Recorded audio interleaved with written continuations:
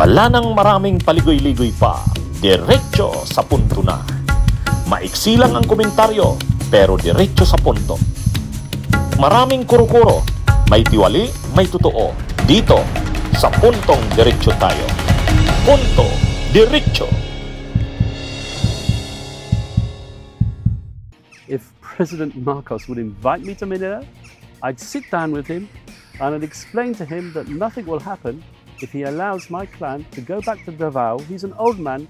Let him live out his life in peace, quietly, and don't interfere with him. Mga kabunyog, mga kababayan, magandang araw po sa inyong lahat. Welcome po sa isa na namang episode ng atin pong Punto Diretso. Okay? So mga kabunyog, mga kababayan, ang ating topic ngayon na ating bibigyang punto, diretso na po tayo, maiksi lang to. Ha?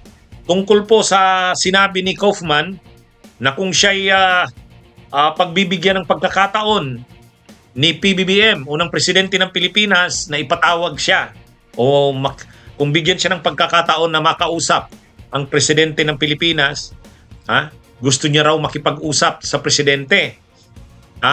Ang dahilan, ipapakiusap niya raw na kukumbinsihin niya raw si PBBM na hindi naman si Duterte.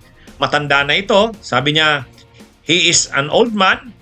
Let him live out his life in peace, quietly, and don't interfere with him. Yan yung Ito ay sinabi ni Kaufman sa interview sa kanya ng isang vlogger na DDS. Sabi ni Kaufman,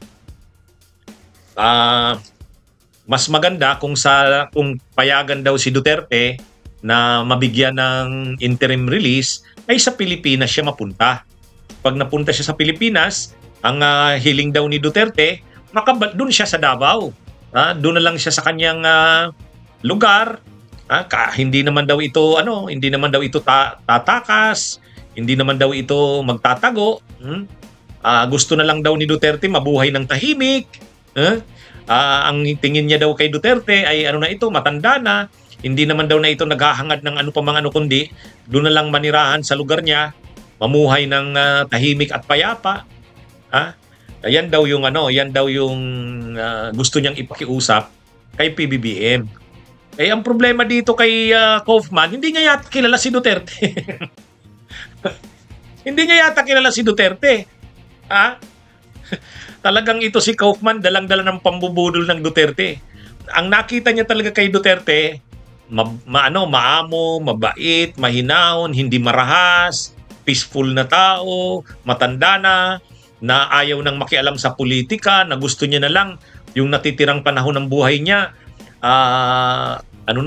tahimik na buhay, kasama ang pamilya, hindi na makikialam sa politika at mga makaguluhan sa politika. Yun yung ganun yung image ni Duterte para kay Kaufman. Nabubudol siya ni Duterte, hindi ganyan yan. Hindi ganyan yan. Kahit nga nung nasa Davao yan, ngayon na yan, kahit matanda na, pa rin yan. Nakikialam pa rin sa politika, nagmi-meeting pa rin ng mga mga kaalyado, pa rin kung anong mga sunod na gagawin. Siya pa rin naman ang kinikilala ng mga Duterte supporters. Yan yung kaya yung sinasabi ni Kaufman na mamumuhay ng tahimik. Itong mga kaguluhan sa bansa na mga nangyayari, yan, dala para yan ng Duterte. Ganyan pa katindi ang kanilang galamay. Ganyan pa katindi ang kanilang impluwensya. Kung iniisip ni Kaufman na si Duterte ay kawawa naman dahil matanda na, dahil sakitin na, kaya mas maganda, pabalikin na lang ng Davao, doon na siya mabuhay ng tahimik. Hindi yan ganyan. Hindi talaga kilala ni Kaufman si Digong. Parang ganito, paniwalang-paniwala si Kaufman na si Duterte ay biktima. Parang si Duterte ay biktima ng political persecution. Panggigipit ng kalaban niya sa politika.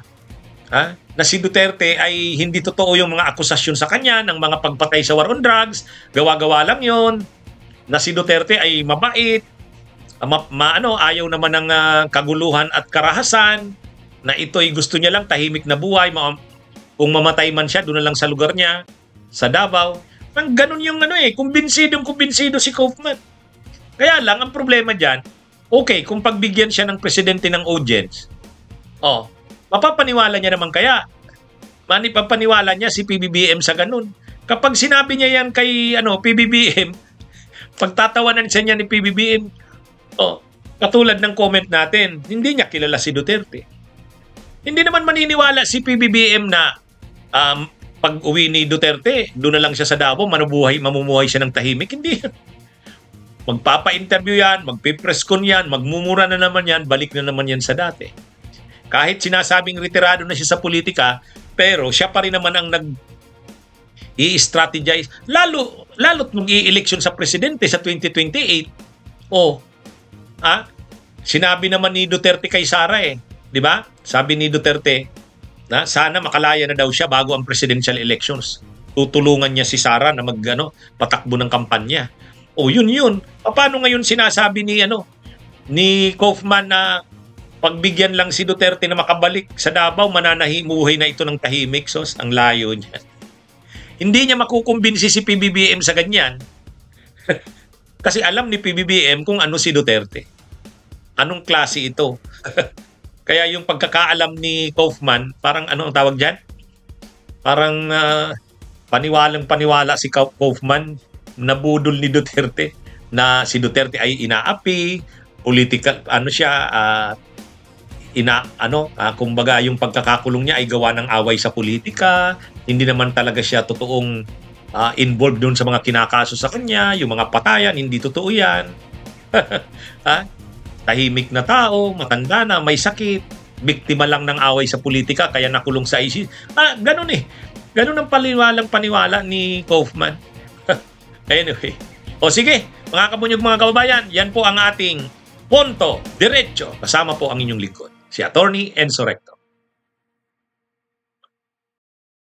Bunyog, halikan na kasama ka. Bunyog, kapag buklod ay may pag-asa. Luzon, Visayas, Mindanao, isa ang pananaw. Sa bagong Pilipinas ang bunyog isisigaw. Bunyog.